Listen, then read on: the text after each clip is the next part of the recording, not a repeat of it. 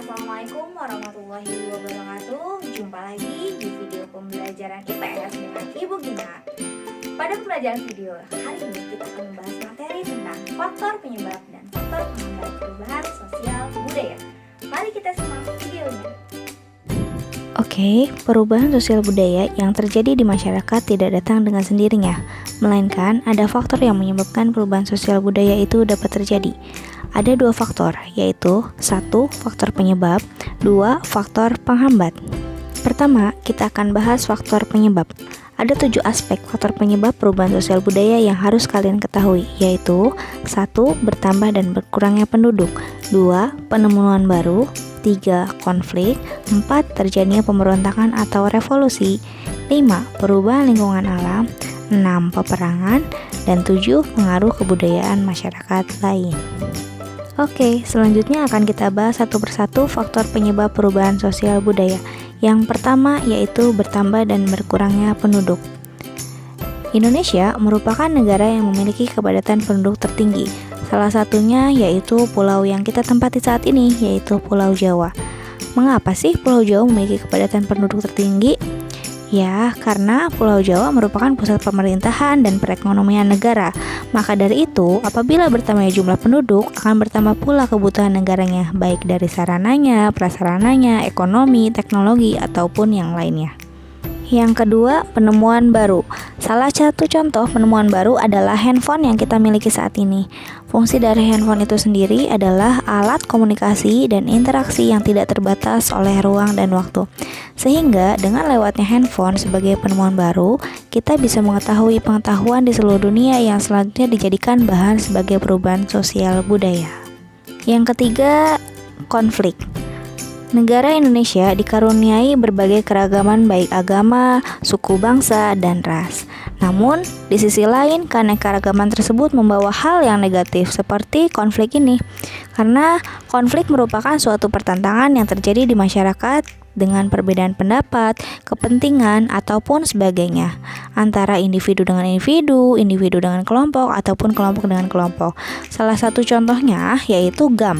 GAM itu merupakan gerakan Aceh Merdeka yang terjadi karena perbedaan keinginan. Yang keempat, terjadinya pemberontakan atau revolusi. Revolusi dapat terjadi karena perubahan sosial budaya. Salah satu contoh revolusi yang terjadi di Indonesia adalah ketika Indonesia mencapai kemerdekaannya. Penyebab pemberontakan itu terjadi karena ketidakpuasan masyarakat dengan suatu kondisi pada sistem kekuasaan yang dimiliki oleh negara lain, yaitu Belanda.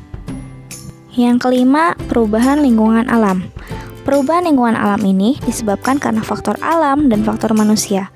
Seperti contohnya faktor alam yaitu gempa bumi. Apabila terjadi gempa bumi, otomatis banyak sekali lahan-lahan yang mengalami kerusakan. Kemudian, untuk faktor manusia yang merusak alam seperti pembuangan limbah ke faktor alam yang akan mengakibatkan banjir. Yang keenam, ada peperangan. Peperangan akan menimbulkan perubahan besar ataupun kecil. Salah satu contohnya seperti Indonesia merebut kekuasaan Jepang agar Indonesia itu menjadi merdeka. Padahal itu dapat terjadi di beberapa bidang, seperti di bidang sosial, bidang ekonomi, bidang budaya, dan bidang politik.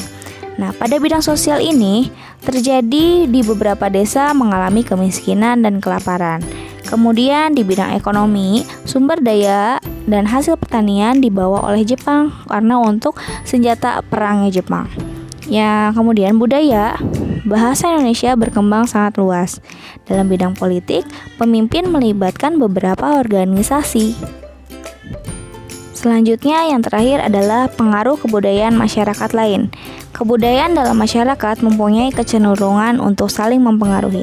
Seperti halnya ketika kita punya teman, kita dapat mempengaruhi teman kita, baik dari segi penampilannya, berbahasa, ataupun berperilaku. Nah, dalam proses pengaruh kebudayaan tersebut ada yang disebut dengan difusi. Difusi ini merupakan perubahan yang mudah tersebar dengan dunia luar. Kemudian ada juga yang disebut dengan akulturasi. Akulturasi di sini memiliki dua budaya yang bercampur. Lalu yang terakhir ada asimilasi.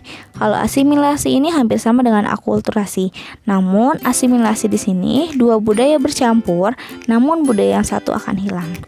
Nah, oke anak-anak, itu adalah merupakan pembahasan faktor penyebab perubahan sosial budaya. Mari kita lanjut faktor penghambat perubahan sosial budaya. Kedua, ada faktor penghambat. Ada 5 aspek yang perlu kalian ketahui. Yang pertama, kehidupan masyarakat terasing. Yang kedua, perkembangan ilmu pengetahuan yang terlambat. Yang ketiga, sikap masyarakat yang tradisional.